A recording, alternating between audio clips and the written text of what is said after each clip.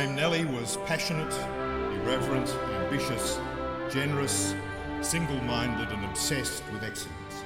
Her motto, which became the motto of Melba Recordings, was, "It's got to be perfection." Maria named her venture in honour of Dame Nellie Melba, whose birth 150 years ago we of course are celebrating here tonight.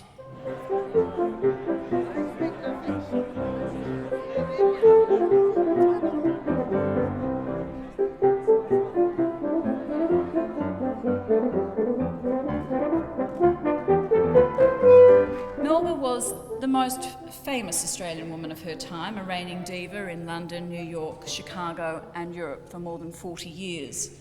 And it was the art of singers like Dame Nellie and also Enrico Caruso that helped create the classical music industry. For millions and millions of people, this new invention made music accessible for the first time. Today, Melba Recordings is recognised as a label for talent and also, very importantly, for individuality. For the past 10 years, the work of the Foundation has been to help the Melbas and Joan Sutherlands of today develop an international profile and continue building their careers. Melba Recordings is dedicated to capturing the talent of contemporary Australian musicians, around 600 so far, and making their artistry known internationally using the most advanced recording techniques available.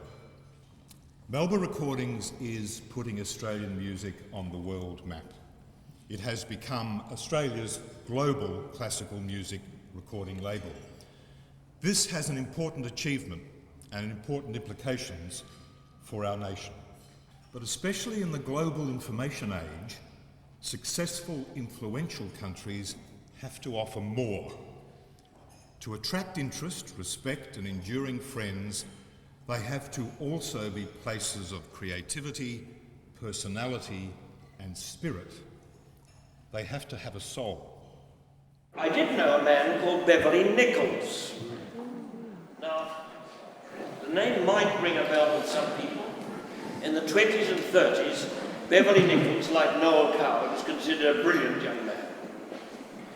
And he got a job in his early years as the secretary of Nellie Melba. And just before he died, I asked him if he would write something about Dame Edna for me. And he did. He said, "I happen to be rather a connoisseur of Australian dames. The greatest of them, Dame Nellie Melba, was the star of my play, Evensong, which raised something of a furore in the 30s. Could there be anything in common between Dame Edna and Dame Nellie? I hate to admit, but there is. Both of them are larger than life, very much larger. A single quotation from Melba was made in Melbourne to myself when I was in my early 20s, and this may serve as an illustration. Melba said, "I put Australia on the map."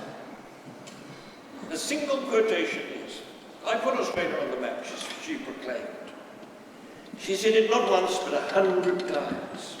And although she spoke with the tongue of angels, there was an arrogant timbre in the immortal voice that warned against even the thought of contradiction.